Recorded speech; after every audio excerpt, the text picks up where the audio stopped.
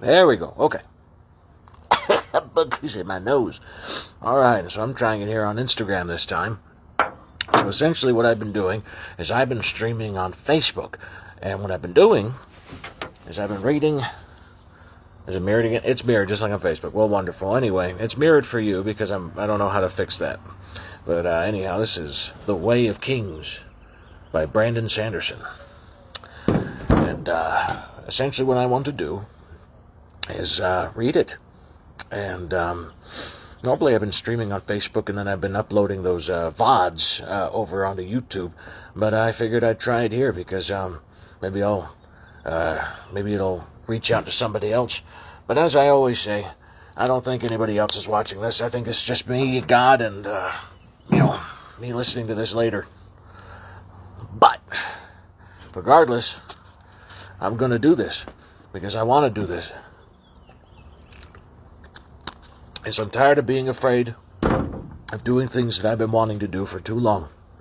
And what I've been wanting to do is read to total strangers or friends. Whoever listens in. Ooh, getting gray. Some more gray. Ooh, some gray there too. Okay. So anyhow, where we last left off, I believe, was chapter 5. I should get a bookmark. Here we are. No, it's chapter 6. Where the frig is this? Come on, where are we going? There we are. Chapter 5. And again, well, this time, this is The Way of Kings by Brandon Sanderson. Chapter 5. I've seen the end, and have heard it named, the night of sorrows, the true desolation, the ever-storm. Collected on the first of names, 1172, 15 seconds pre-death. Subject was a dark-eyed youth of unknown origin. Shallan had not expected Yasna Kholin to be so beautiful. It was a stately, mature beauty, as one might find in the portrait of some historical scholar. Shallan realized that she'd naively been expecting Yasna to be an ugly spinster, like the stern matrons who had tutored her years ago. How else could one picture a heretic well into her mid-30s and still unmarried? Yasna was nothing like that. She was tall and slender, with clear skin, narrow black eyebrows, thick, deep onyx hair. She wore part of it up, wrapped around a small, scroll-shaped golden ornament, with 2 long hairpins holding it in place. The rest tumbled down behind her neck in small, tight curls. Even twisted and curled as it was, it came down to Yasna's shoulders. It left, unbound, it would be as long as Shallan's hair, reaching past the middle of her back. She had a squarish face and discriminating pale violet eyes. She was listening to a man dressed in robes of burnt orange and white, the Cabranthian royal colors. Brightness Kholin was several fingers taller than the man. Apparently the Alethi reputation for height was no exaggeration. Yasna glanced at Shallan, noting her, then returned to her conversation. Oh, Stormfather, the woman was the sister of a king. Reserved, statuesque, dressed immaculately in blue and silver, like Shallan's dress. Yasna's buttoned up the sides and had a high collar, though. Yasna had a much fuller chest than Shallan. The skirts were loose below the waist, falling generously to the floor. Her sleeves were long and stately, and the left one was buttoned up to hide her safe hand. On her free hand was a distinctive piece of jewelry, 2 rings and a bracelet connected by several chains, holding a triangular group of gemstones across the back of the hand. A soul caster. The word was used for both the people who performed the process and the fabrial that made it possible. Shallan edged into the room, trying to get a better look at the large glowing gemstones. Her heart began to beat a little faster. The soulcaster looked identical to the one she and her brothers had found in the inside pocket of her father's coat. Yasna and the man in robes began walking in Shallan's direction, still talking. How would Yasna react, now that her ward had finally caught up to her? Would she be angry because of Shallan's tardiness? Shallan couldn't be blamed for that, but people often expect irrational things from their inferiors. Like the grand cavern outside, the hallway was cut from the rock, but it was more richly furbished, with ornate hanging chandeliers made with storm-lit gemstones. Most were deep violet garnets, which were among the less valuable stones. Even so, the sheer number hanging there glistening with violet light would make the chandelier worth a small fortune. More than that, however, Shallan was impressed with the symmetry of the design and the beauty of the pattern of crystals hanging at the sides of the chandelier. As Yasna grew near, Shallan could hear some of what she was saying. Realize that this action might prompt an unfavorable reaction from the devotaries. Devotaries? I think it's devotaries. I think we agreed on that. The woman said, speaking in Alethi. It was very near to Shallan's native Veden, and she'd been taught to speak it well during her childhood. Yes, brightness, the robed man said. He was elderly, with a wispy white beard and pale gray eyes. His open, kindly face... Oh, I remember who this is. Okay, never mind. Here. I know just the voice. Crazy teenagers being teenagers out here. All right. His open, kindly face seemed very concerned, and he wore a squat, cylindrical hat that matched the orange and white of his robes. Rich robes. Was this some kind of royal steward, perhaps? No. The gemstones on his fingers, the way he carried himself, the way other light-eyed attendants deferred to him. Stormfather, Shallan thought. This has to be the king himself. Not Yasna's brother, Elhokar, but the king of Kharbranth, Taravangian. Shallan hastily performed an appropriate curtsy, which Yasna noted.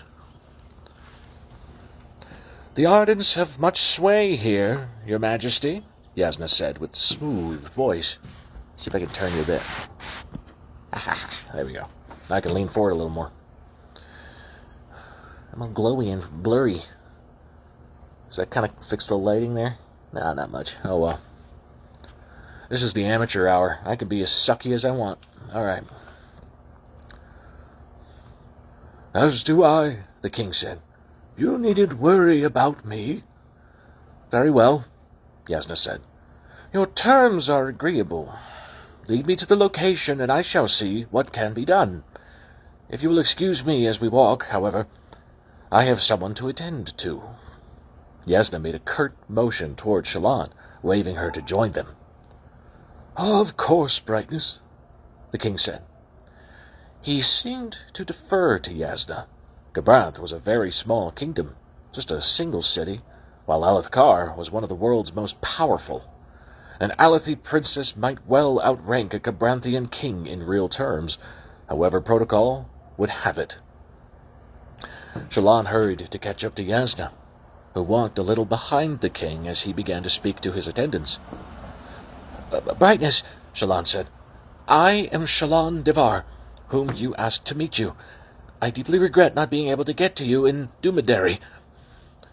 The fault was not yours, Yasna said with a wave of her fingers. I didn't expect that you would make it in time. I wasn't certain where I would be going after Dumaderi when I sent you that note, however. Yasna wasn't angry. That was a good sign. Shallan felt some of her anxiety recede. I am impressed by your tenacity, child, Yasna continued. I honestly didn't expect you to follow me this far. After Kharbranth, I was going to forego leaving you notes, as I had presumed that you'd have given up. Most do so after the first few stops. Most? Then it was a test of some sort, and Shallan had passed?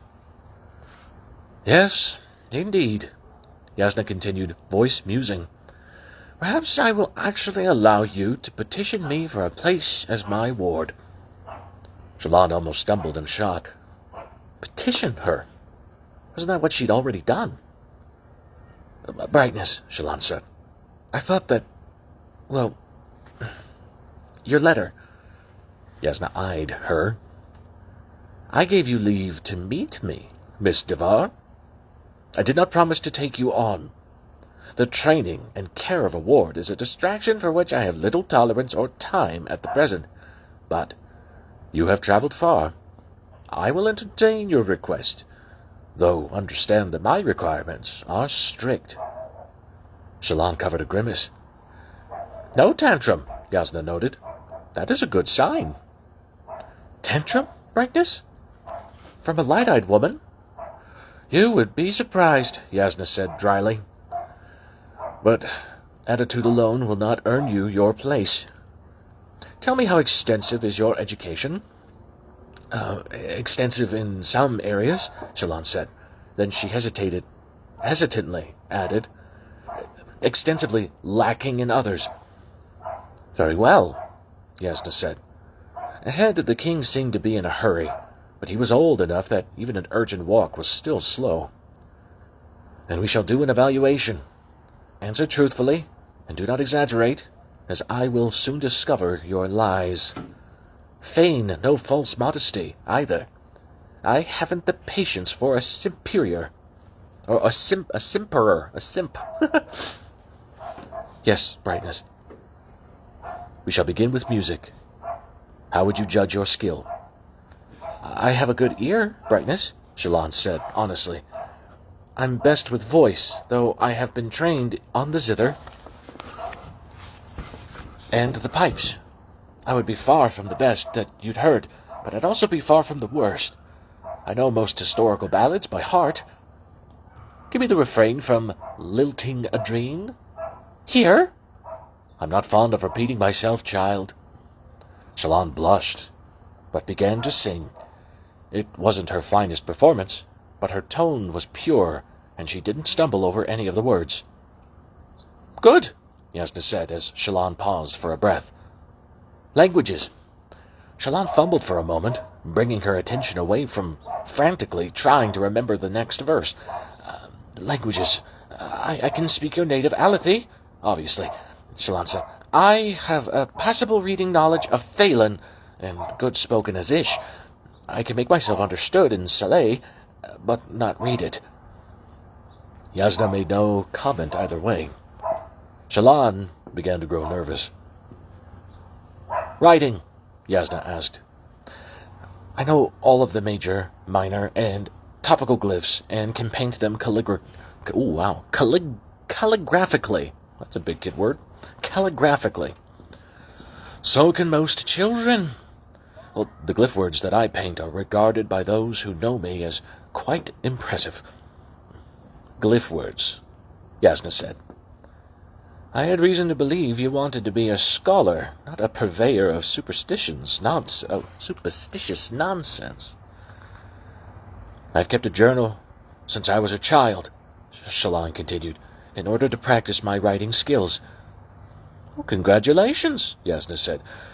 Should I need someone to write a treatise on their stuffed pony or give an account of an interesting pebble that they discovered, I shall send for you. Is there nothing you can offer that shows you have true skill? Shallan blushed. With all due respect, Brightness, you have a letter from me yourself, and it was very persuasive. It was way persuasive enough to make you grant me this audience. A valid point, Yasna said, nodding.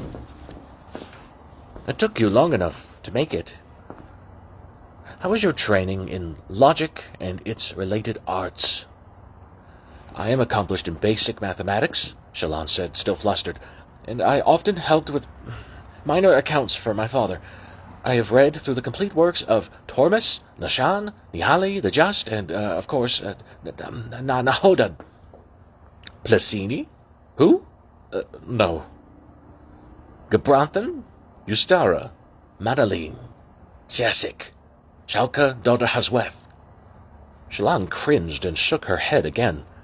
The last name was obviously Shin. Did the Shin people even have logic masters? Did Yasna really expect her wards to have studied such obscure texts? I see, Yasna said. Well, what of history? History. Shallan shrank down even further. This is one of the areas where I am obviously deficient. Brightness, my father was never able to find a suitable tutor for me. I read the history books that he owned. Which were? The entire set of Barlesha Land's topics, mostly. Yasna waved her free hand dismissively. Barely worth the time spent scribing them. Popular survey of historical events at best. I apologize, Brightness. This is an embarrassing whole. History is the most important of the literary sub-arts. One would think that your parents would have taken specific care in this area, if they'd hoped to submit you to study under historians like me. My circumstances are unusual, Brightness. Ignorance is hardly unusual, Miss Duvar.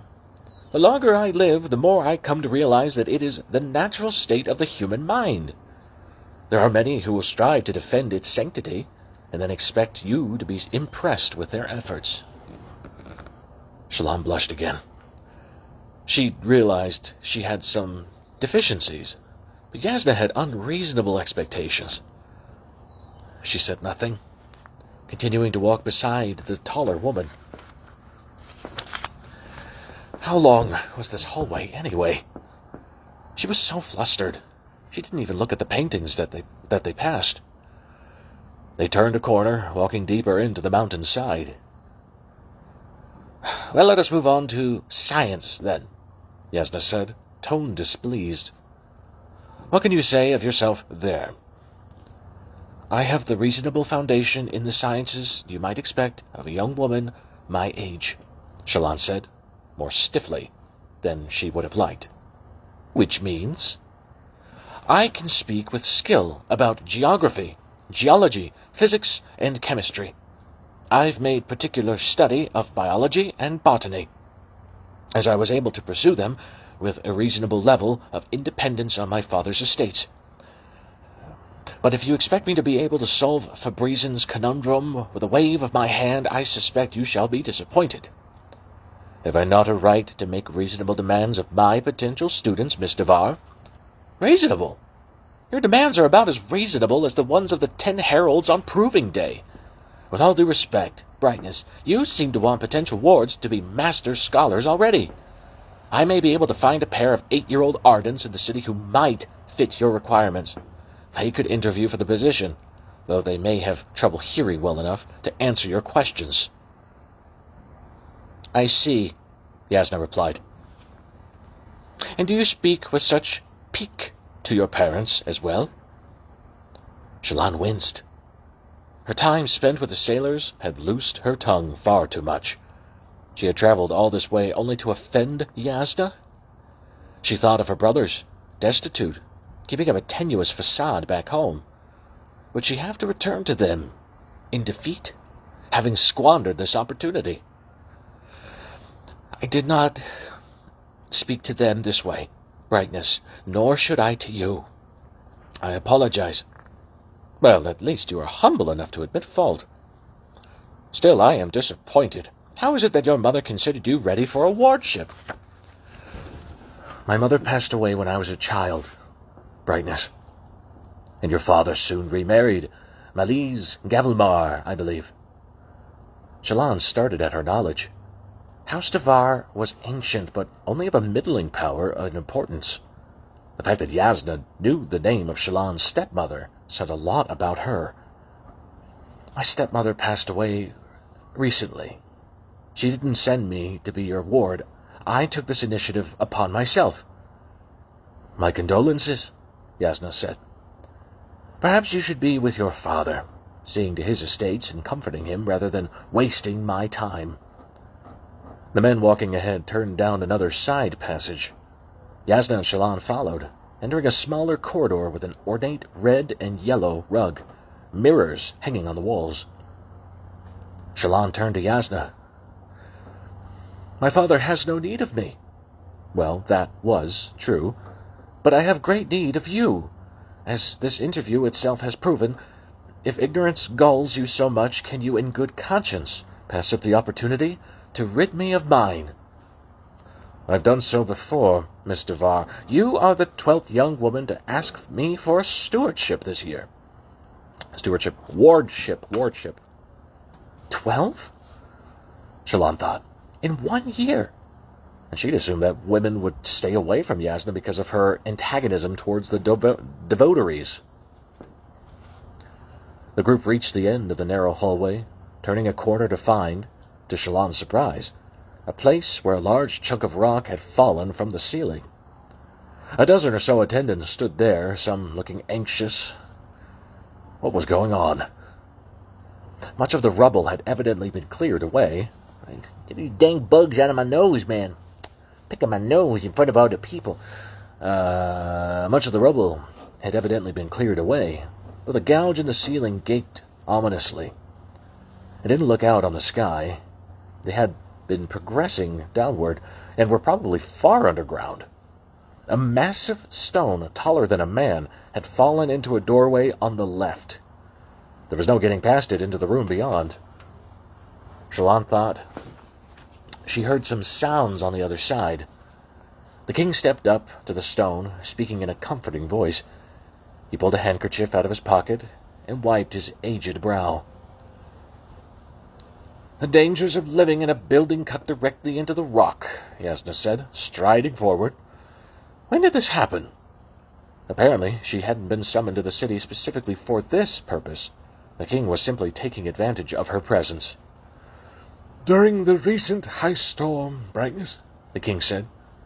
He shook his head, making his drooping chin, white mustache tremble. "The palace architects might be able to cut a way into the room, but it would take time. And the next high storm is scheduled to hit in just a few days. Beyond that, breaking in might bring down more of the ceiling." "I thought Kharbranth was protected from the high storms, Your Majesty," Shallan said, causing Yasna to shoot her a glance. "The city is sheltered, young woman," the king said, "but the stone mountain behind us is buffeted quite strongly. Sometimes it causes avalanches on that side, and that can cause the entire mountainside to shake." He glanced at the ceiling. "Cave-ins are very rare, and we thought this area was quite safe. But it is rock," Yasna said, "and there is no telling if a weak vein lurks just beyond the surface." She suspected the monolith that had fallen from the ceiling. She inspected. "This will be difficult. I will probably use a very valuable focal stone." the king began, wiping his brow again. "If only we had a shard blade." Yasna cut him off with a wave of the hand. "I was not seeking to renegotiate that bargain, Your Majesty. Access to the Palanium is worth the cost. You will want to send someone for wet rags. Have the majority of the servants move down to the other end of the hallway. You may wish to wait there yourself." "I will stay here," the king said, causing his attendants to object, including a large man wearing the black leather cuirass, probably his bodyguard. The king silenced them by raising his wrinkled hand. "I will not hide like a coward when my granddaughter is trapped." No wonder he was so anxious. Yasna didn't argue further, and Shallan could see from her eyes that it was of no consequence to her if the king risked his life. The same apparently went for Shallan, for Yasna didn't order her away. Servants approached with wetted cloths and distributed them. Yasna refused hers. The king and his bodyguard raised theirs to their faces, covering mouths and nose. Shallan took hers. What was the point of this? A couple of servants passed some wet cloths through a space between the rock, and the wall to those inside. Then all of the servants rushed away down the hallway. Yasna picked and prodded at the boulder. Yasna picked and prodded at the boulder. "Mr. she said, "what method would you use to ascertain the mass of this stone?" Shallan blinked. "Well, I suppose I'd ask His Majesty. His architects probably calculated it." Yasna cocked her head. "An elegant response. Did they do that, Your Majesty?" "Yes, Brightness Colleen," the king said. "It is roughly 15,000 cavils." Yasna eyed Shallan. "A point in your favor, Miss Devar. A scholar knows not to waste time rediscovering information already known. It's a lesson I sometimes forget." Shallan felt herself swell at the words. She already had an inkling that Yasna did not give such praise lightly. Did this mean that the woman was still considering her as a ward? Yasna held up her free hand, soul caster glistening against the skin. Shallan felt her heartbeat speed up. She'd never seen soul casting done in person. The Ardents were very secretive in using their fabrials, and she hadn't even known that her father had one until they'd found it on him. Of course, his no longer worked. That was one of the main reasons she was here. The gemstones set into Yasna's soulcaster were enormous, some of the largest that Shallan had ever seen. Worth many spheres each. One was smokestone, a pure, glassy black gemstone. The second was a diamond. The third was a ruby. All three were cut. A cut stone could hold more stormlight into glistening, many-faceted oval shapes. Yasna closed her eyes, pressing her hand against the fallen boulder. She raised her hand, inhaling slowly. The stones on the back of her hand began to glow more fiercely, the smokestone in particular growing so bright it was difficult to look at. Shallan held her breath. The only thing she dared do was blink, committing the scene to memory. For a long, extended moment, nothing happened. And then, briefly, Shallan heard a sound, a low thrumming, like a distant group of voices humming together a single, pure note. Yasna's hand sank into the rock. The stone vanished. A burst of dense black smoke exploded into the hallway, enough to blind Shallan. It seemed the output of 1,000 fires and smelled of burned wood. Shallan hastily raised the wet rag to her face, dropping to her knees. Oddly, her ears felt stopped up, as if she'd climbed down from a great height. She had to swallow to pop them. She shut her eyes tightly as it began to water, and she held her breath, her ears filled with rushing sound. It passed. She blinked open her eyes to find the king and his bodyguard huddled against the wall beside her. Smoke still pooled at the ceiling. The hallway smelled strongly of it. Yasna stood, eyes still closed, oblivious of the smoke. Though grime now dusted her face and clothing, it had left marks on the walls, too. Shallan had read of this, but she was still in awe. Yasna had transformed the boulder into smoke, and since smoke was far less dense than stone, the change had pushed the smoke away in an explosive outburst. It was true.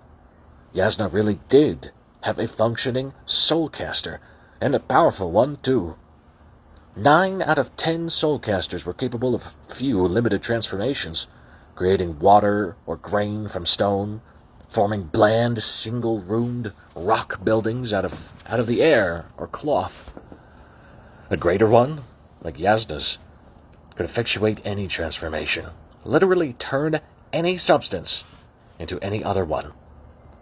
How it must grate on the Ardents that such a powerful, holy relic was in the hands of someone outside the Ardentia.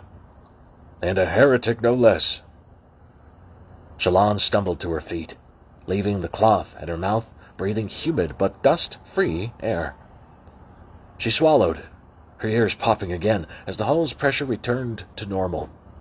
A moment later, the king rushed into the now accessible room. A small girl, along with several nursemaids and other palace servants, sat on the other side, coughing. The king pulled the girl into his arms. She was too young to have a modesty sleeve.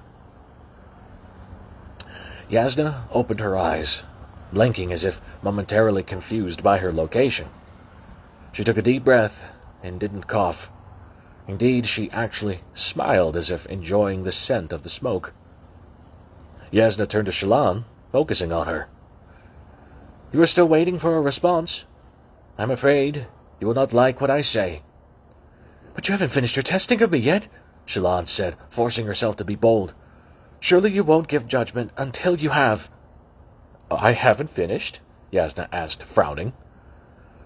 "You didn't ask me about all of the feminine arts. You left out painting and drawing." "I've never had much use for them." "But they are of the arts," Shallan said, feeling desperate. This was where she was most accomplished. "Many consider the visual arts the most refined of them all. I brought my portfolio. I would show you what I can do." Yasna pursed her lips. "The visual arts are frivolity. I have weighed the facts, child, and I cannot accept you. I'm sorry." "Your Majesty," Yasna said to the king, "I would like to go to the Palladium." "Now?" the king said, cradling his granddaughter. "But we are going to have a feast." "I appreciate the offer," Yasna said, "but I find myself with an abundance of everything but time." "But of course," the king said, "I will take you personally. Thank you for what you have done. When I heard that you had requested entrance—" He continued to babble at Yasna, who followed him wordlessly down the hallway, leaving Shallan behind. She clutched her satchel to her chest, lowering the cloth from her mouth. 6 months of chasing. For this. She gripped the rag in frustration, squeezing sooty water between her fingers. She wanted to cry. That was what she probably would have done if she had been that same child that she had been 6 months ago. But things had changed. She had changed. If she failed, House Devar would fall. Shallan felt her determination redouble. No, she wasn't able to stop a few tears of frustration from squeezing out of the corners of her eyes. She was not going to give up until Yasna was forced to truss her up in chains and have the authorities drag her away. Her step surprisingly firm, she walked in the direction Yasna had gone. 6 months ago, she had explained a desperate plan to her brothers. She would apprentice herself to Yasna Kholin, scholar, heretic, not for the education, not for the prestige, but in order to learn where she kept her soul caster. And then Shallan would steal it. Woo! This is working. Hey, there's some lore. All right, so that was the end of chapter 5. And that right there. So, chapter 5 done. And we got here, there's a little sketchy poo. It says, charcoal rubbing of the map of Sadeas' war camp, as used by a common spearman. It was scratched on the back of a palm-sized Kremling shell, rubbing labeled in ink by an anonymous Elethi scholar, circa 1173. You can see there, there's a little picture there. There's some squares and Stuff. I can't make head or tail of it either, but anyhow, that's the picture in the book. I showed it. Moving on. Chapter 6. Bridge 4. I'm cold, Mother. I'm cold. Mother. Why can I still hear the rain? Will it stop? Collected on Vivishes 1172, 32 seconds pre-death. Subject was a light-eyed female child, approximately 6 years old. That was a weird voice for a kid. Tvlakv released all of the slaves from their cages at once. This time he didn't fear runaways or a slave rebellion. Not for nothing but wilderness behind them, and over 100,000 armed soldiers just ahead. Kaladin stepped down from the wagon. They were inside one of the crater-like formations, its jagged stone wall rising just to the east. The ground had been cleared of plant life, and the rock was slick beneath his unshod feet. Pools of rainwater had gathered in depressions. The air was crisp and clean, and the sun strong overhead, though with this eastern humidity, he always felt a little damp. Around them spread the signs of an army long settled. This war had been going on since the old king's death, nearly 6 years ago. Everyone told stories of that night, the night when Parshendi tribesmen had murdered King Gavilar. Squads of soldiers marched by, following directions indicated by painted circles at each intersection. The camp was packed with long stone bunkers, and there were more tents than Kaladin had discerned from above. Soulcasters couldn't be used to create every shelter. After the stink of the slave caravan, the place smelt good, brimming with familiar scents like treated leather, oiled weapons. However, many of the soldiers had a disorderly look. They weren't dirty, but they didn't seem particularly disciplined either. They roamed the camp in packs with coats undone. Some pointed and jeered at the slaves. This was the army of a high prince? The elite force that fought for Alethkar's honor? This was what Kaladin had aspired to join? Bluth and Tag watched carefully as Kaladin lined up with the other slaves, but he didn't try anything. Now was not the time to provoke them. Kaladin had seen how mercenaries acted when around commissioned troops. Bluth and Tag played their part, walking with their chests out and hands on their weapons. They shoved a few of the slaves into place, ramming a cudgel into one man's belly and cursing him gruffly. They stayed clear of Kaladin. "The king's army," said the slave next to him. It was the dark-skinned man who had talked to Kaladin about escaping. "I thought we were meant for mine work. Why, this won't be so bad at all. We'll be cleaning latrines or maintaining the roads." Odd. To look forward to latrine work or labor in the hot sun. Kaladin hoped for something else. Hoped. Yes, he had discovered that he could still hope. Spear in his hands, an enemy to face, he could live like that. Devlakov spoke with an important-looking, light-eyed woman. She wore her dark hair up in a complex weave, sparkling with infused amethyst, and her dress was a deep crimson. She looked much... She looked much as Laurel had at the end. She was probably of the 4th or 5th Dan, wife and scribe to one of the camp's officers. Devlakov began to brag about his wares, but the woman raised a delicate hand. "I can see what I am purchasing, slaver," she said in smooth, aristocratic accent. "I will inspect them myself." She began to walk down the line, accompanied by several soldiers. Her dress was cut in the Alethi noble fashion, a solid swath of silk, tight and form-fitting, through the top with sleeve skirts below. It buttoned up the sides of the torso from waist to neck, where it was topped by a small gold-embroidered collar.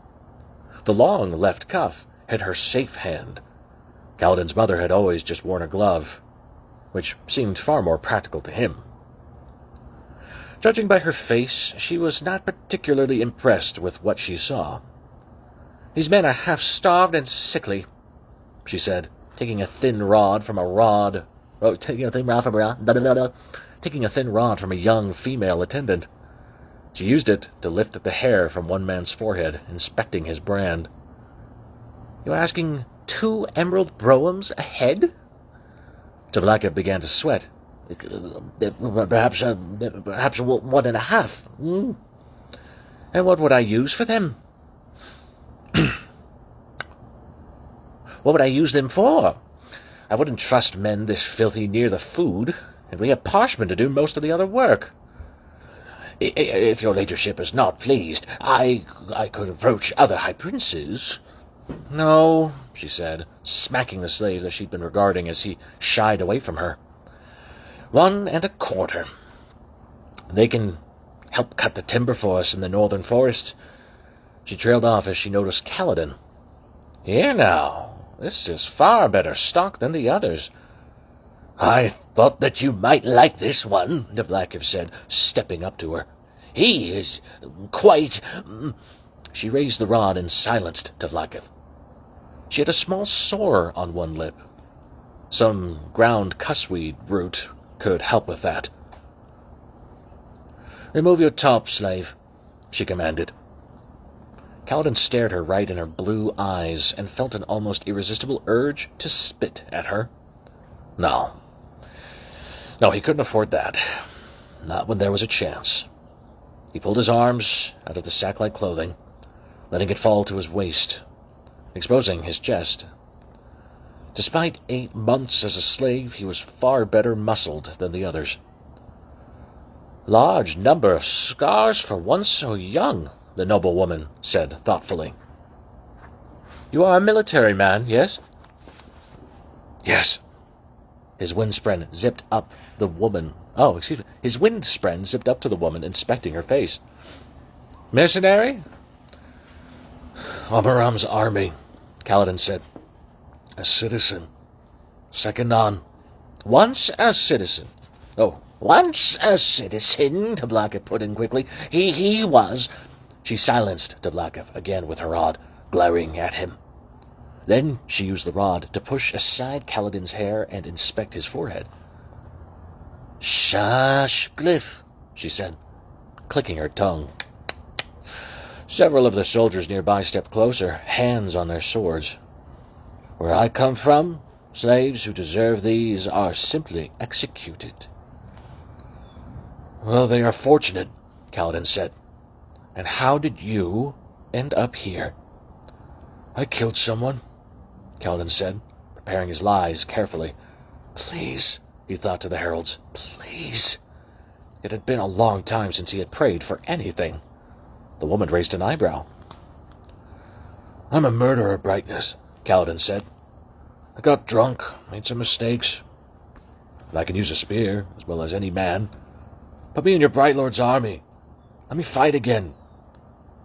It was a strange lie to make, but the woman would never let Kaladin fight if she thought he was a deserter. In this case, better to be known as an accidental murderer. Please, he thought. To be a soldier again, it seemed, in one moment, the most glorious thing he could ever have wanted. How much better it would be to die on the battlefield than waste away emptying chamber pots. To the side, Devlakiv stepped up beside the light-eyed woman. He glanced at Kaladin, then sighed. He is a deserter, Brightness. Don't listen to him. No! Kaladin felt a blazing burst of anger consume his hope. He raised hands towards Devlakiv. He'd strangled the rat, and he'd... Something cracked him across the back. He grunted, stumbling and falling to one knee. The noblewoman stepped back, raising her safe hand to her breast in alarm. One of the army soldiers grabbed Kaladin and towed him back to his feet. Well, she said. That is unfortunate. I can fight, Kaladin growled against the pain. Just give me a spear. Let me... She raised her rod, cutting him off. Brightness, Devlakiv said, not meeting Kaladin's eyes. I would not trust him with a weapon. It is true that he is a murderer, but he is also known to disobey and lead rebellions against his masters. I couldn't sell him to you as a bonded soldier. My conscience, it would not allow it. He hesitated. The men in his wagon, he might have corrupted them all with talk of escape. My honor demands that he tell you this. Kaladin gritted his teeth. He was tempted to try to take down the soldier behind him, grab that spear, and spend his last moments ramming it through Devlakiv's portly gut. Why? What did it matter to Devlakiv how Kaladin was treated by this army? I should have never ripped up that stupid map, Kaladin thought. Bitterness is repaid more often than kindness. One of his father's sayings. The woman nodded. moving on. "Show me which ones," she said. "I'll still take them, because of your honesty. We need some new bridgemen." Devlakov nodded eagerly. Before moving on, he paused and leaned into Kaladin. "I cannot trust that you will behave. The people in this army, they will blame a merchant for not revealing all that he knew. I am sorry." With that, the merchant scuttled away. Kaladin growled in the back of his throat, then pulled himself free of the soldiers, but remained in line. So be it. Cutting down trees, building the bridges, fighting in the army, none of it mattered. He would just keep living. They'd taken his freedom, his family, his friends, and most dear of all, his dreams. They could do nothing more to him. After her inspection, the noblewoman took a writing board from her assistant and made a few quick notations on its paper. Devlakov gave her a ledger detailing how much each slave had paid down on their slave debt. Kaladin caught a glimpse. It said that not a single one of the men had paid anything. Perhaps Devlakov lied about the figures. Not unlikely. Kaladin would probably just let all of his wages go to his debt this time. Let them squirm as they saw him actually call their bluff. What would they do if he got close to earning out his debt? He'd probably never find out. Depending on what these bridge men earned, it could take anything from 10 to 50 years to get there. The light-eyed woman assigned most of the slaves to forest duty. A half dozen of the more spindly ones were sent to work. The mess halls, despite what she'd said before. "Those 10, the noblewoman said, raising her rod to point at Kaladin and the others from his wagon. "Take them to the bridge crews. Tell Lamaril and Gaz that the tall one is to be given special treatment." The soldiers laughed, and one began shoving Kaladin's group along the pathway. Kaladin endured it. These men had no reason to be gentle, and he wouldn't give them a reason to be rougher. If there was a group citizen soldiers hated more than mercenaries, it was deserters. As he walked, he couldn't help notice the banner flying above the camp. It bore the same symbol emblazoned on the soldiers' uniform coats. A yellow glyph pair in the shape of a tower, and a hammer on a field of deep green. That was the banner of High Prince Sadeas, ultimate ruler of Kaladin's own home district. Was it irony or fate that he had landed Kaladin here? Soldiers lounged idly, even those who appeared to be on duty, and the camp streets were littered with refuse. Camp followers were plentiful: whores, worker women, coopers, chandlers, and wranglers. There were even children running through the streets of what was half city, half war camp. There were also parshmen, carrying water, working on trenches, lifting sacks. That surprised him. Were they fighting the parshmen?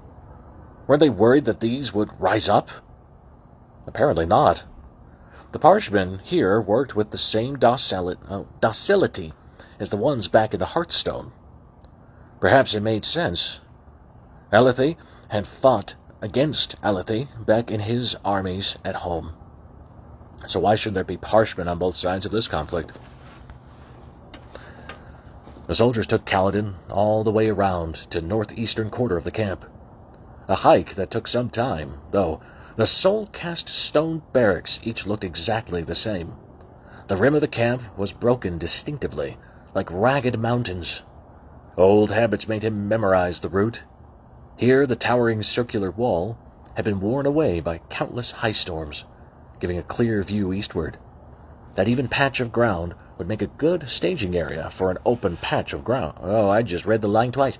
Open patch of ground would make a good staging area for an army to gather on, and for marching down the incline to the shattered plains themselves. It's getting dark out here. I can barely tell because it's so dang bright in my thingy, but it's getting dark out here. It's getting hard to read. I want to finish this chapter, though. The northern edge of the field contained a sub-camp filled with several dozen barracks, and at their center, a lumberyard filled with carpenters. They were breaking down some of the stout trees Kaladin had seen on the plains outside, stripping off their stringy bark, sawing them into planks. Another group of carpenters assembled the planks into large contraptions. "We're to be woodworkers?" Kaladin asked. One of the soldiers laughed roughly. "You're joining the bridge crews." He pointed to where a group of sorry-looking men sat on the stones in the shade of a barrack, scooping food out of wooden bowls with their fingers. It looked depressingly similar to the slop that Tablakev had fed them. One of the soldiers shoved Kaladin forward again, and he stumbled down to the shallow incline and crossed the grounds. The other 9 slaves followed, herded by the soldiers. None of them sitting around the barracks so much as glanced at him. They wore leather vests. None of the men sitting around the barracks so much as glanced at them. They wore leather vests, simple trousers, some with dirty laced shirts, others bare-chested. The grim, sorry lot weren't much better than the slaves, though they did look to be in slightly better physical condition. "New recruits, guys," one of the soldiers called. A man lounged in the shade a distance from the eating men. He turned, revealing a face that was so scarred his beard grew in patches. He was missing one eye. The other was brown and didn't bother with an eye patch. White knots at his shoulders marked him as a sergeant, and he had the lean toughness Kaladin had learned to associate with someone who knew his way around a battlefield. Turning page, turning page. "Those spindly things," Gaz said, chewing on something as he walked over. "I'll barely stop an arrow." Actually, I guess it is getting kind of late. It's getting kind of late. Maybe we can read more inside. Let me go see. Here. Oh. Let me ask the missus.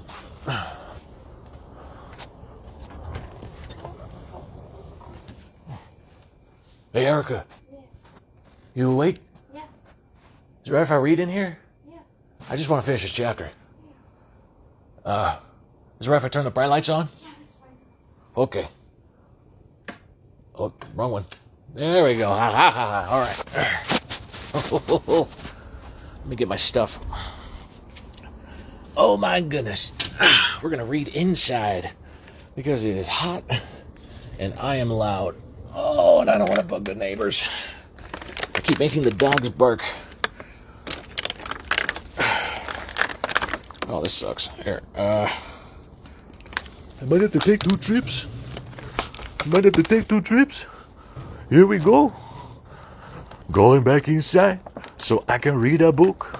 Inside. And here I go. Here we go. I'll just set this up right here. Here we go. Hear that dog out there? I was bugging the neighbors. Let's put that right here. Let's set it up. There we go. All right, dog. I'm inside now. Stop barking. There we go. I just want to finish this chapter. All right. Hopefully this chair doesn't bust from under me. There we go. Okie dokie. Where the heck did I leave off? Let's see here. The soldier beside Kaladin shrugged, shoving him forward once more for good measure. Right, Mrs. Shaw said to do something special with this one. The rest are up to you. The soldier nodded to his companions, and they began to trot away. Gaz looked the slaves over. He focused on Kaladin last. I have military training, Kaladin said, in the army of High Lord Amaram. I don't really care, Gaz cut in, spitting something dark to the side. Kaladin hesitated. When Amaram, you keep mentioning that name, Gaz snapped. Some Served under some unimportant landlord, did you? Expect me to be impressed?" Kaladin sighed. He'd met this kind of man before, a lesser sergeant with no hope of advancement. His only pleasure in life came from his authority over those even sorrier than himself. Well, so be it. "You have a slave's mark," Gaz said, snorting. "I doubt you ever held a spear in your life. Either way, you'll have to condescend to join us now, your lordship." Kaladin's windspren flitted down and inspected Gaz, then closed one of her eyes, imitating him. For some reason, seeing her made Kaladin smile. Gaz misinterpreted the smile. The man scowled and stepped forward, pointing. At that moment, a loud chorus of horns echoed through the camp. Carpenters glanced up, and the soldiers who had guided Kaladin dashed back toward the center of camp. The slaves behind Kaladin looked around anxiously. "Gaz, Stormfather!" Gaz cursed. "Bridgemen! Up, up, up, you louts!" He began kicking at some of the men who were eating. They scattered their bowls, scrambling to their feet. They wore simple sandals instead of proper boots. "You, lordship," Gaz said, pointing at Kaladin. "I don't care what in damnation you said. You're in Bridge 4. He pointed at a group of departing bridgemen. "The rest of you, go wait over there. I'll divide you up later. Now get moving, or I'll see you strung up by your heels." Kaladin shrugged and jogged after the group of bridgemen. It was one of many teams of such men pouring out of the barracks, or picking themselves up out of the alleys. There seemed to be quite a lot of them, around 50 barracks, with perhaps 20 or 30 men in each. That would make nearly as many bridgemen in this army as there had been soldiers in Amaram's entire force. Kaladin's team crossed the grounds, weaving between boards and piles of sawdust, approaching a large wooden contraption. It had obviously weathered a few high storms and some battles. The dents and the holes scattered along its length looked like places where arrows had struck. The bridge, in Bridgeman, perhaps. Yes, Kaladin thought. It was a wooden bridge, over 30 feet long, 8 feet wide. It sloped down at the front and at the back, had no railings. The wood was thick, with the largest boards for support through the center. There were some 40 or 50 bridges lined up here, perhaps one for each barrack, making one crew for each bridge, and about 20 bridge crews were gathering at this point. Gaz had found himself a wooden shield and a gleaming mace, but there were none for anyone else. He quickly inspected each team. He stopped beside Bridge 4 and hesitated. "Where's your bridge leader?" he demanded. "Dead," one of the bridgemen said. "Tossed himself down the honor chasm last night." Gaz cursed. "Can't you keep a bridge leader for even a week? Storm it! Line up! I'll run near you. Listen for my commands. We'll sort out another bridge leader after we see who survives." Gaz pointed at Kaladin. "You are at the back, lordling. The rest of you, get moving. Storm you, I won't suffer another reprimand because of you fools. Now move, move, move!" The others were lifting. Kaladin had no choice but to go to the open slot at the tail of the bridge. He'd been a little low in his assessment. Looked like about 35 or 40 men per bridge. There was room for 5 men across, 3 under the bridge, and 1 on each side. And 8 deep, though this crew didn't have a man for each position. He helped lift the bridge into the air. They were probably using a very light wood for the bridges, but the thing was still storm's cursed heavy. Kaladin grunted as he struggled with the weight, hoisting the bridge up high and then stepping underneath. Men dashed in to fill the middle slots down the length of the structure, and slowly they all set the bridge down on their shoulders. At least there were rods on the bottom to use as handholds. The other men had pads on their shoulders of their vests to cushion the weight and adjust their height to fit the supports.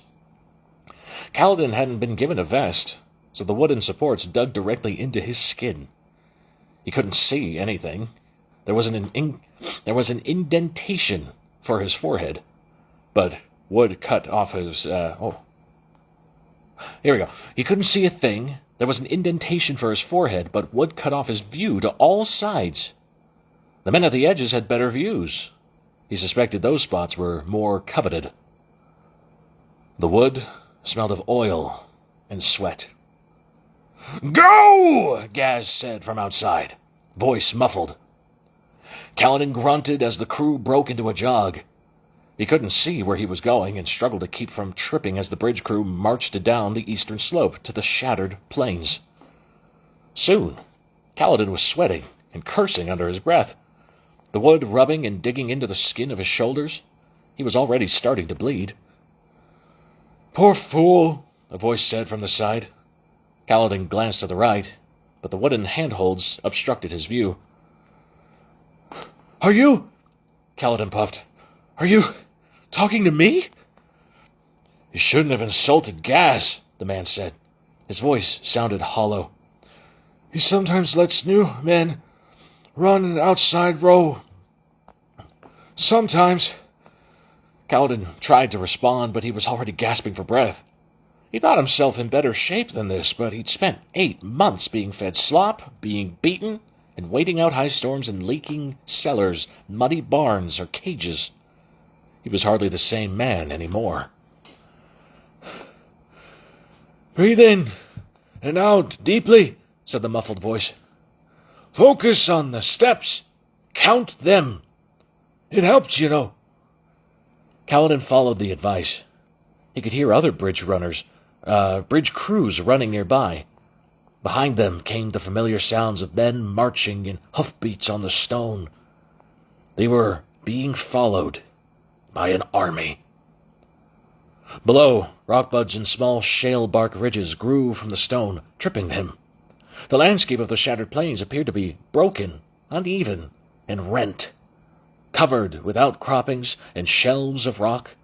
That explained why they didn't use wheels on the bridges. Porters were probably much faster over such rough terrain. Soon, his feet were ragged and battered. Couldn't they have given him shoes? He set his jaw against the agony and kept on going. Just another job. He would continue, and he would survive. A thumping sound. His feet fell on wood. A bridge. A permanent one, crossing a chasm between plateaus on the shattered plains. In seconds, the bridge crew was across it, and his feet fell on stone again. "Move! Move!" Gaz bellowed. "Storm, you! Keep on going!" They continued jogging as the army crossed the bridge behind him. Hundreds of boots resounding on the wood. Before too long, blood ran down Kaladin's shoulders. His breathing was torturous, his side aching painfully. He could hear others gasping, the sounds carrying through the confined space beneath the bridge. So he wasn't the only one. Hopefully they would arrive at their destination quickly. He hoped in vain. The next hour was torture. It was worse than any beating that he had ever suffered as a slave, worse than any wound on the battlefield. There seemed to be no end to the march. Kaladin vaguely remembered seeing the permanent bridges back when he had looked down on the plains from the slave cart. They connected the plateaus where the chasms were easiest to span, not where it would be most efficient for those traveling. That often meant detours north or south before they could continue eastward. The bridgeman grumbled, cursed, groaned, and then fell silent. I skipped a page. Here we go. They crossed bridge after bridge, plateau after plateau. Kaladin never got a good look at one of the chasms. He just kept running and running. He couldn't feel his feet any longer, but he kept running. He knew, somehow, that if he stopped, he would be beaten. He felt as if his shoulders had been rubbed to the bone, and he tried counting steps, but was too exhausted even for that. But he didn't stop running. Finally, mercifully, Gaz called for them to halt. Kaladin blinked, stumbling to a stop and nearly collapsing. "Lift!" Gaz bellowed. The men lifted, Kaladin's arms straining at the motion after so much time holding the bridge in one place. "Drop!" They stepped aside, the bridgemen underneath taking handholds at the sides. It was awkward, and it was difficult, but these men had practice, apparently. They kept the bridge from toppling as they set it on the ground. "Push!" Kaladin stumbled back in confusion as the men pushed at their handholds on the side or back of the bridge. They were at the edge of a chasm, lacking a permanent bridge. To the sides, the other bridge crews were pushing their own bridges forward. Kaladin glanced over his shoulder. The army was 2,000 men in forest green and pure white, 1,200 dark-eyed spearmen, several hundred cavalry atop rare, precious horses. Behind them, a large group of heavy-foot, light-eyed men in thick armor, carrying large maces and square steel shields. It seemed that they had intentionally chosen a point where the chasm was narrow, and the first plateau was a little higher than the second. The bridge was twice as long as the chasm's width here. Gaz cursed at him, so Kaladin joined the others, shoving the bridge across the rough ground with a scraping sound. When the bridge thumped into place on the other side of the chasm, the bridge crew drew back to let the cavalry trot across. He was too exhausted to watch. He collapsed to the stones and lay back, listening to the sounds of foot soldiers tromping across the bridge. He rolled his head to the side. The other bridgemen had lain down as well. Gaz walked among the various crews, shaking his head, his shield on his back as he muttered about their worthlessness.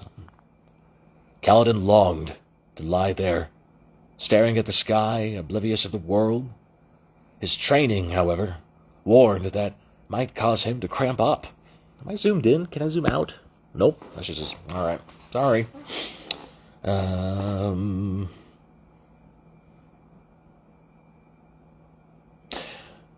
That would make the return trip even worse. That training. It belonged to another man, from another time. Almost from the shadow days, but when Kaladin might not be him any longer, he could still heed him. And so, with a groan, Kaladin forced himself to sit up and begin rubbing his muscles. Soldiers crossed the bridge, 4 across, spears held high, shields forward. Gaz watched them with obvious envy, and Kaladin's windspread danced around the man's head. Despite his fatigue, Kaladin felt a moment of jealousy. Why was she bothering that blowhard instead of Kaladin?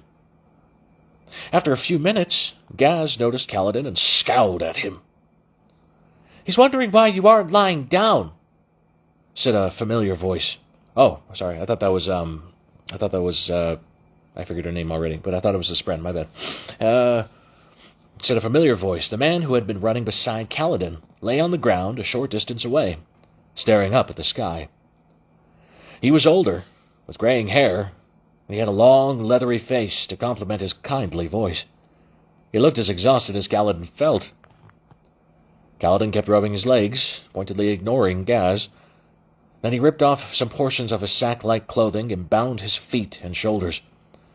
Fortunately, he was accustomed to walking barefoot as a slave, so the damage was not too bad. As he finished, the last of the foot soldiers passed over the bridge. They were followed by several mounted light-eyes in gleaming armor. At their center rode a man in majestic, burnished red shardplate. It was distinct from the other one that Kaladin had seen. Each suit was said to be an individual work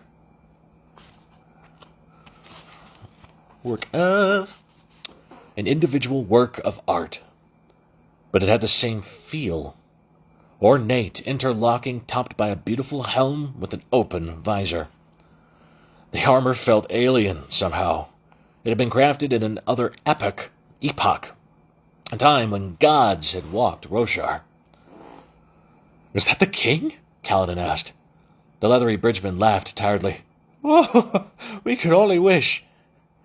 Kaladin turned toward him, frowning. "If that were the king," the bridgeman said, "then that would mean that we were in the Bright Lord Dalinar's army." The name was vaguely familiar to Kaladin. "He's a high prince, right? The king's uncle?" "Aye. The best man. I wonder what this guy's voice is. The best man, the most honorable shard-bearer in the king's army. They say he's never broken his word." Kaladin sniffed in disdain. Much the same had been said about Amaram. "You should wish to be in High Prince Dalinar's force, lad," the older man said. "He doesn't use bridge crews. Not like these, at least." "All right, you Kremlings," Gaz bellowed. "On your feet!" The bridgeman groaned, stumbling upright. Kaladin sighed. The brief rest had been just enough to show how exhausted he was. "I'll be glad to get back," he muttered. "Back?" the leathery bridgeman said. "We aren't turning around?" His friend chuckled wryly. "Lad, we aren't nearly there yet. Be glad that we aren't. Arriving is the worst part." And so, the nightmare began its second phase. They crossed the bridge, pulled it over behind them, then lifted it up on sore shoulders once more. They jogged across the plateau at the other side. They lowered the bridge again to span another chasm. The army crossed, and it was back to carrying the bridge again. They repeated this a good dozen times. They did get to rest between carries, but Kaladin was so sore and overworked that the brief respites weren't enough. He barely caught his breath each time before being forced to pick up the bridge again. They were expected to be quick about it. The bridgemen got to rest while the army crossed, but they had to make up the time by jogging across the plateaus, passing the ranks of soldiers, so that they could arrive at the next chasm before the army. At one point, his leathery-faced friend warned him that if they didn't have their bridge in place quickly enough, they would be punished with whippings when they returned to camp. Gaz gave orders, cursing the bridgemen, kicking them when they moved too slowly, never doing any real work himself. It didn't take long for Kaladin to nurture a seething hatred for that scrawny, scar-faced man. That was odd. He hadn't felt hatred for his other sergeants. It was their job to curse at the men and keep them motivated. That wasn't what burned Kaladin, though. Gaz had sent him on this trip without sandals, without a vest. Despite his bandages, Kaladin would bear scars from his work. This day, he'd be so bruised and stiff in the morning that he'd be unable to walk. What Gaz had done was the mark of a petty bully. He risked the mission by losing a carrier all because of a hasty grudge. "Storming, man. Storm it," Kaladin thought, using his hatred of Gaz to sustain him through the ordeal. Several times after pushing the bridge into place, Kaladin collapsed, feeling sure that he'd never be able to stand again. But when Gaz called for them to rise, Kaladin somehow struggled to his feet. It was either that, or let Gaz win. Why were they going through all of this? What was the point? Why were they running so much? They had to protect their bridge, the precious weight, the cargo. They had to hold up the sky and run. They had to... Oh, he was growing delirious now. Feet running, 1, 2, 1, 2, 1, 2. Stop! He stopped. Lift! He raised his hands up. Drop! He stepped back, then lowered the bridge. Push! He pushed the bridge. Die. That last command was in his own head, added each time. He fell back to the stone, a rockbud hastily withdrawing his vines as he touched them. He closed his eyes, no longer able to care about cramps. He entered a trance, a kind of half-sleep, for what seemed like one heartbeat. Rise! He stood, stumbling on bloody feet. Cross! He crossed, not bothering to look at the deadly drop on either side. Pull! He grabbed a handhold and pulled the bridge across the chasm after him. Switch! Kaladin stood up dumbly. He didn't understand that command. Gaz had never given it before. The troops were forming ranks, moving with that mixture of skittishness and forced relaxation that men often went through before a battle. A few anticipations spren, like red streamers growing from the ground and whipping in the wind, began to sprout from the rock and wave among the soldiers. A battle? Gaz grabbed Kaladin's shoulder and shoved him to the front of the bridge. Newcomers get to go first at this part, your lordship. The sergeant smiled wickedly. Kaladin dumbly picked up the bridge with the others, raising it over his head. The handholds were the same here, but this front row had a notched opening before his face, allowing him to see out. All of the bridgemen had changed positions. The men who had been running at the front moved to the back, and those at the back, including Kaladin and the leathery-faced bridgeman, moved to the front. Kaladin didn't ask the point of it. He didn't care. He liked the front, though jogging was easier now that he could see ahead of him. The landscape on the plateaus was that of rough stormlands. There were scattered patches of grass, but the stone here was too hard for their seeds to fully burrow into. Rock buds were more common, growing like bubbles across the entire plateau, imitating rocks about the size of a man's head. Many of the buds were split, trailing out their vines like thick green tongues. A few were even in bloom. After so many hours, breathing in that stuffy confines beneath the bridge, running in the front was almost relaxing. Why had they given such a wonderful position to a newcomer? Pelaneldalit, Halin, bearer of all agonies, said the man to his right, voice horrified. It's going to be a bad one. They're already lined up. So it's going to be a bad one. Kaladin blinked, focusing on the approaching chasm. On the other side of the rift stood a rank of men with marbled crimson and black skin. They were wearing a strange, rusty orange armor that covered their forearms, chests, heads, and legs. It took his numbed mind a moment to understand. The Parshendi. They weren't like Carmen. This chapter's almost done. We almost got this. Come on. We got this. Here we go. They weren't like common parchment workers. They were far more muscular, far more solid. They had the bulky build of soldiers. Each one carried a weapon strapped to his back. Some wore dark red and black beards tied with bits of rock, while others were clean-shaven. As Kaladin watched, the front row of Parshendi knelt down. They held short bows, arrows nocked, not longbows, intended to launch arrows high and far. Short, recurve bows to fire straight and quick and strong. An excellent bow to use for killing a group of bridgemen before they could lay their bridge. Arriving is the worst part. Now, finally, the real nightmare began. Gaz hung back, bellowing at the bridge crews to keep going. Kaladin's instinct screamed at him to get out of the line of fire, but the momentum of the bridge forced him forward, forced him down the throat of the beast itself, its teeth poised to snap closed. Kaladin's exhaustion and pain fled. He was shocked alert. The bridges charged forward, the men beneath them screaming as they ran toward death. The archers released. The first wave killed Kaladin's leathery-faced friend, dropping him with 3 separate arrows. The man to Kaladin's left fell as well. Kaladin hadn't even seen his face. That man cried out as he dropped, not dead immediately, but the bridge crew trampled him. The bridge got noticeably heavier as men died. The Parshendi calmly drew a second volley and launched to the side. Kaladin barely noticed another of the bridge crews floundering. The Parshendi seemed to focus their fire on certain crews. That one got a full wave of arrows from dozens of archers, and the first 3 rows of bridgemen dropped and tripped those behind them.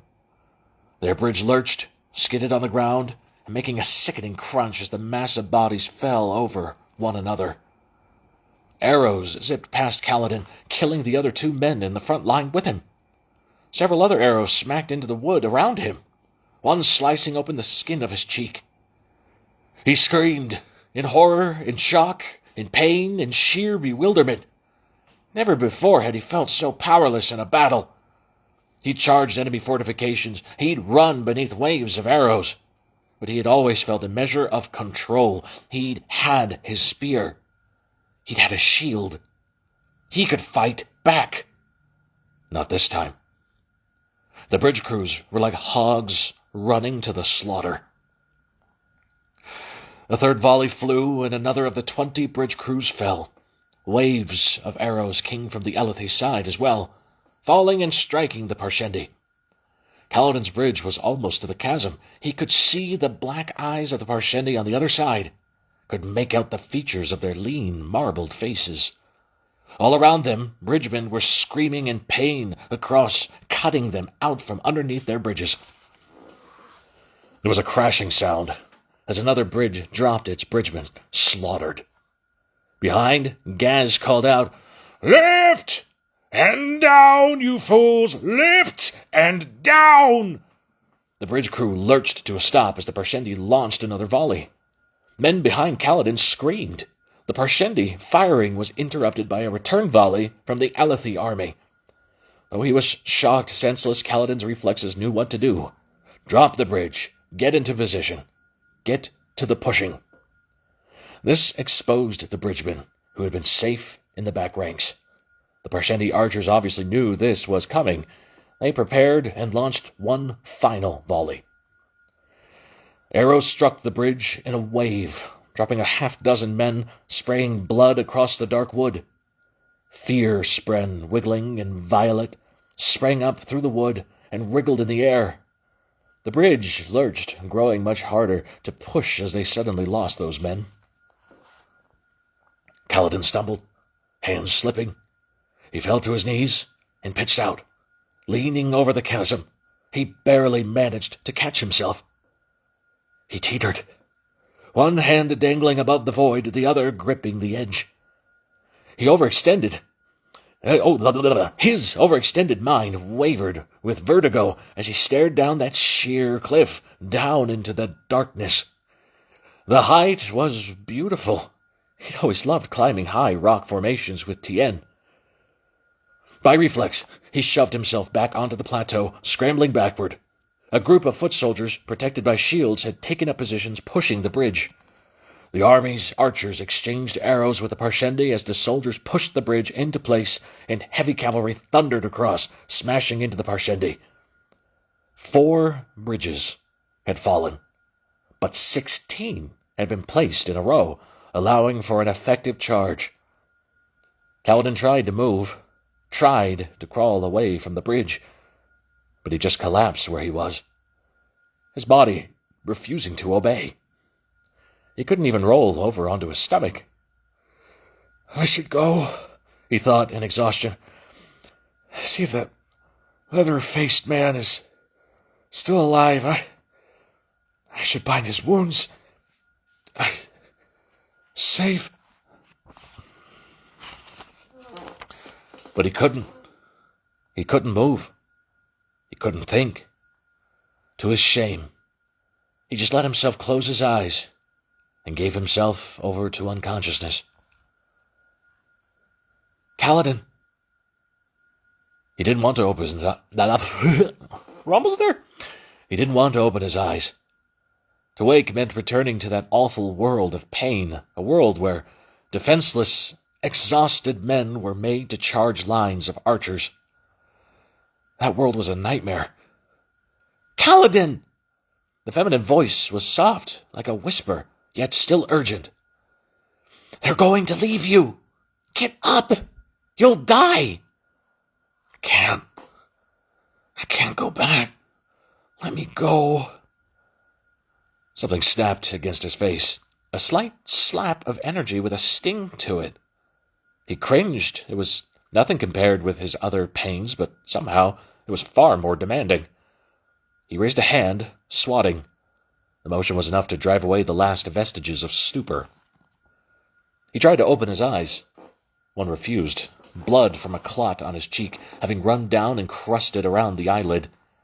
The sun had moved. Hours had passed. He groaned, sitting up, rubbing the dried blood from his eye. The ground near him was littered with bodies. The air smelled of blood, and worse. A pair of sorry bridgemen were shaking each man in turn, checking for life, then pulling the vests and sandals off of their bodies, shooing away the cremlings feeding on the bodies. The men would never have checked on Kaladin. He didn't have anything for them to take.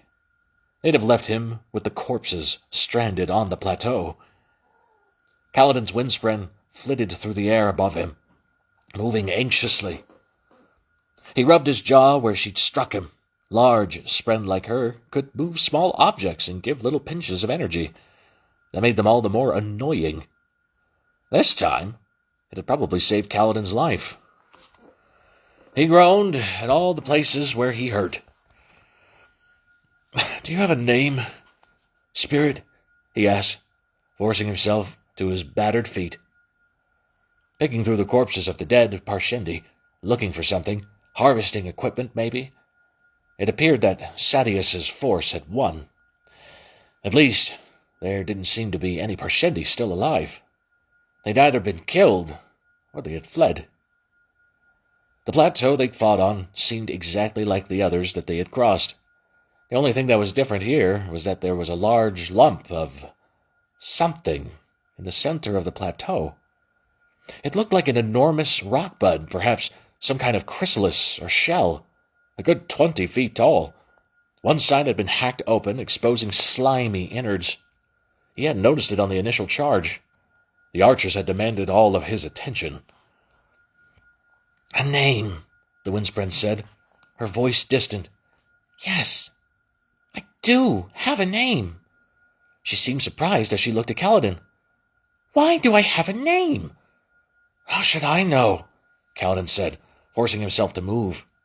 His feet blazed with pain, and he could barely limp. The nearby bridgemen looked to him with surprise, but he ignored them, limping across the plateau until he found the corpse of a bridgeman who still had his vest and shoes. It was the leathery-faced man who had been so kind to him, dead with an arrow through the neck. Kaladin ignored those shocked eyes, staring blankly into the sky, and harvested the man's clothing. Leather vest, leather sandals, lacing shirt, stained red with blood. Kaladin felt disgusted with himself, but he wasn't going to count on Gaz giving him anything. Kaladin sat down and used the cleaner parts of the shirt to change his improvised bandages, then put on the vest and sandals, trying to keep from moving too much. A breeze now blew, carrying away the scents of blood and the sounds of soldiers calling to one another. The cavalry was already forming up, as if eager to return. "A name," the windspren said, walking through the air. Did I skip another page? I keep doing that. I did.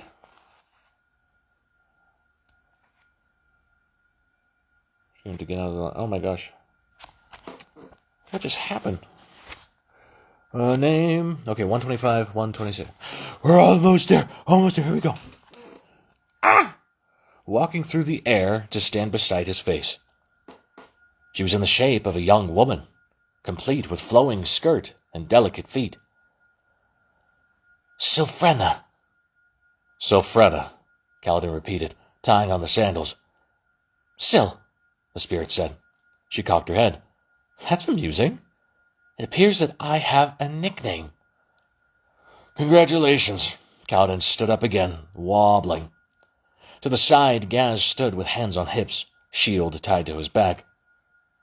You, he said, pointing at Kaladin. He then gestured to the bridge.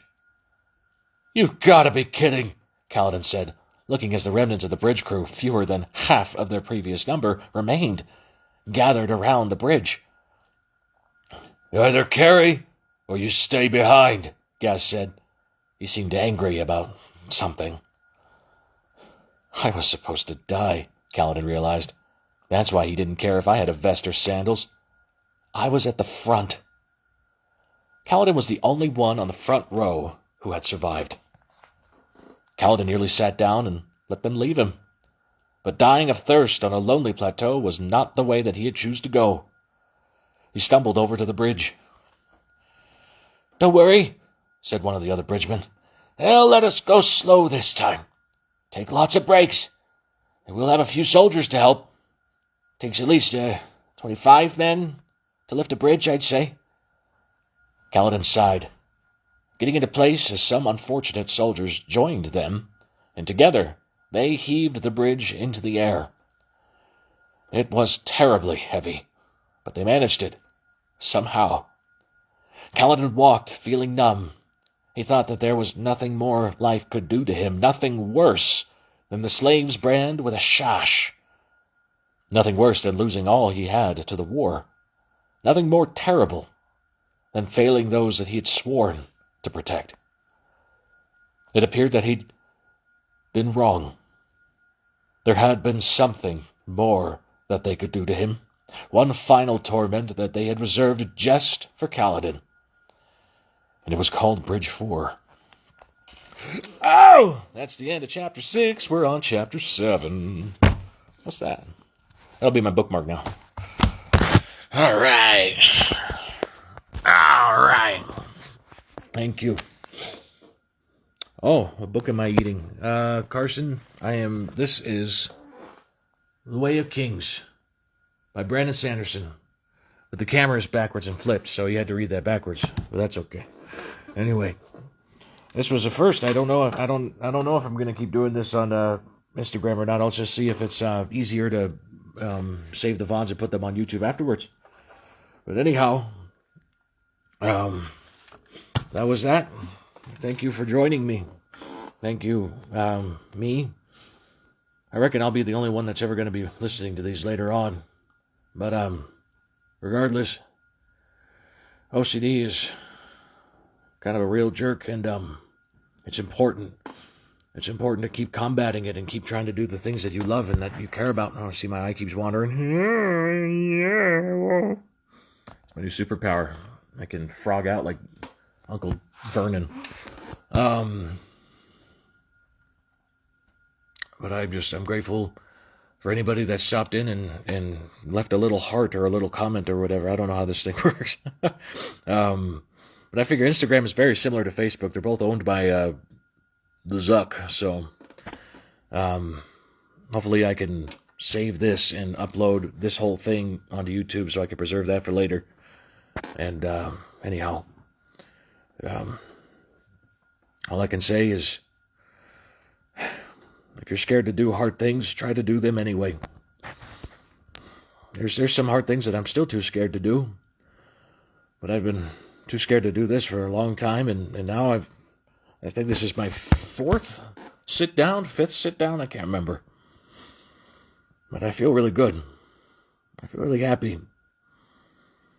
And I'm really grateful that I've got eyes that function and that I can actually read this stuff and I can share this. Anyway. How the frick do I stop this? It's got different buttons than Facebook. I don't know what the flip I'm doing. What does this do? Whoa! I don't like that. Anyway. I hope you all have a wonderful night. I hope you all have a good day. Wherever the heck you are in the world. And, live and fight for your passions for dear life, because if you don't, you don't. And then you just lay in bed being sad. And that's not nice. All right. Good night. See you next time. Here at the Amateur Hour. Eyes wandering. Stop it. And dead.